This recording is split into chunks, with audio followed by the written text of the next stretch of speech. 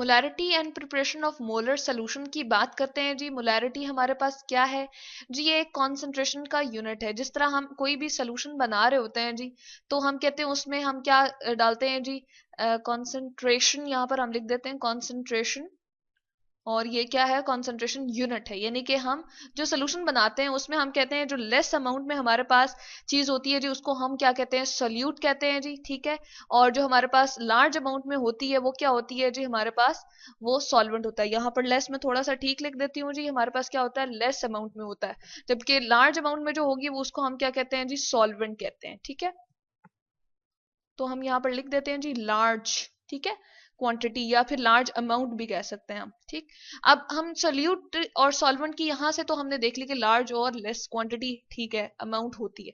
लेकिन हम मोलैरिटी को किस तरह से डिफाइन करेंगे जी? किस तरह से हम इसकी बात करेंगे? इसको हम जो रिप्रेजेंट करते हैं जी, वो हम किस तरह से रिप्रेजेंट करते हैं? हम कहते हैं मोलैरिटी को कैपिटल एम से रिप्रेजेंट किया जाता है। ठीक है। यानी कि जो हम सोल्यूशन बना रहे होते हैं उसके अंदर सल्यूट और सोल्यूशन जो जितने वॉल्यूम की उसकी अवेलेबिलिटी होती है उसको उसकी जब हम बात करने लगते हैं तो उसको हम कहते हैं जी मोलैरिटी। ठीक है।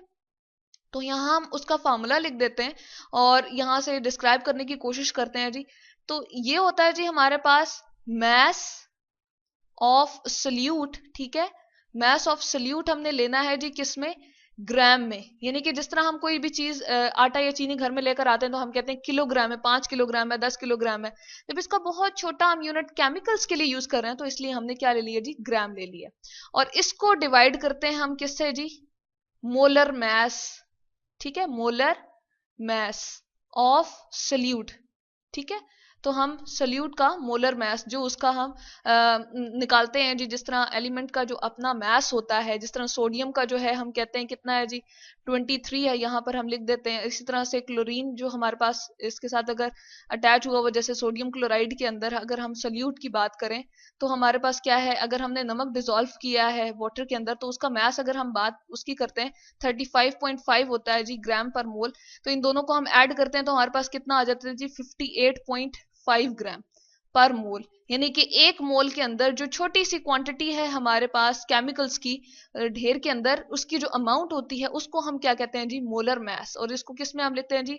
ग्राम पर मोल में। ठीक है। बिल्कुल इस तरह से जिस तरह आटा या चीनी हम घर में लेकर आ रहे हैं तो उसका यूनिट है, बिल्कुल इसी तरह से यहाँ पर हमने सोडियम क्लोराइड का यूनिट लिख दिया। इस सारे को जी हम डिवाइड करते हैं किससे? जो हमारे पास वॉल्यूम ऑफ द सोल्यूशन होता है। तो यहां पर हम लिख देते हैं जी किससे हम डिवाइड कर रहे हैं सारी चीज को? वॉल्यूम ऑफ सोल्यूशन के। यानी कि जितना उसका जितनी वो स्पेस वॉल्यूम घेर रहा है हमारे पास, जितनी स्पेस वो ऑक्यूपाई कर रहा है, वॉल्यूम ऑफ सोल्यूशन हम यहाँ पर लिख देते हैं। सोल्यूशन जब बन जाता है, सोडियम क्लोराइड को लेट सपोज हम पानी में डिजोल्व कर देते हैं और कितने तक उसको पहुंचा देते हैं जी? 1 dm³ तक। ठीक है।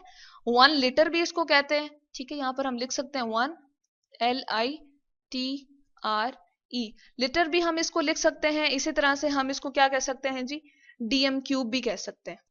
यहाँ पर जी ये हमने लीटर के थोड़े से स्पेलिंग रॉन्ग लिखे हैं, इसको हम ठीक करते हैं जी।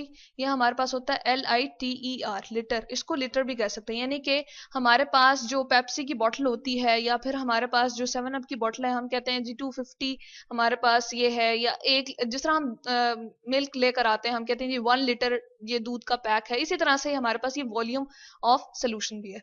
तो ये है जी हमारे पास फॉर्मूला जिससे हम मोलैरिटी को डिटर्मिन कर सकते हैं। तो अगर हमने सोल्यूशन बनाना हो, प्रिपरेशन करनी हो मोलर सोल्यूशन की, तो वो हम किस तरह से करेंगे जी? हम एक लेते हैं राउंड बॉटम फ्लास्क जी, वो इस शेप की हमारे पास होती है। ठीक है। नीचे से वो हमारे पास जो है वो राउंड होगी और यहाँ से उसकी नेक होगी और नेक के ऊपर यहाँ पर उसका एक मार्क होगा जो ये बता रहा होगा कि ये यहाँ तक कितनी है जी? 1 लीटर है।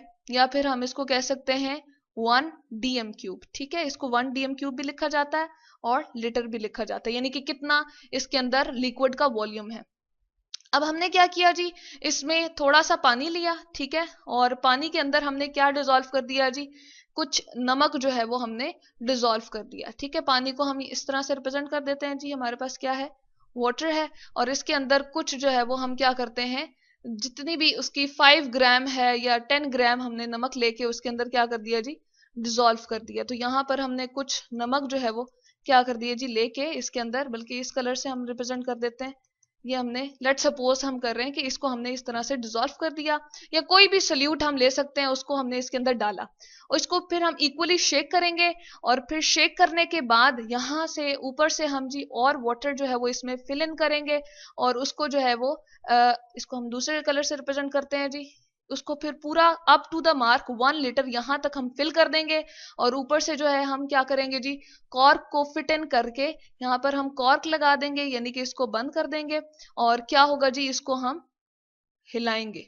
जब इसको मजीद हिलाएंगे, जब ये इक्वली दोनों होमोजीनियस हमारे पास जो है बिल्कुल वन फेस सिस्टम बन जाएगा जी, तो इसको हम कहेंगे ये हमारे पास क्या प्रिपेयर हो गया है, 1 मोलर सोल्यूशन बन गया। ये सारा का सारा इसमें जो हमारे पास अपेयर होगा जी, वो क्या होगा, 1 मोलर सोल्यूशन। तो इसको हम कहते हैं, इसकी मोलैरिटी कितनी है जी, 1m, कैपिटल M लिखा जाता है, या फिर इसको 1 मोलर सोल्यूशन भी कहते हैं। ठीक है, तो हमने जो है वो उसमें क्या किया जी, 1 मोलर, इसको इस तरह से तो हम रिप्रेजेंट नहीं करेंगे, बल्कि ये थोड़ा सा हमने यहाँ पर गलत बता दिया, इसको हम मजीद बता देते हैं।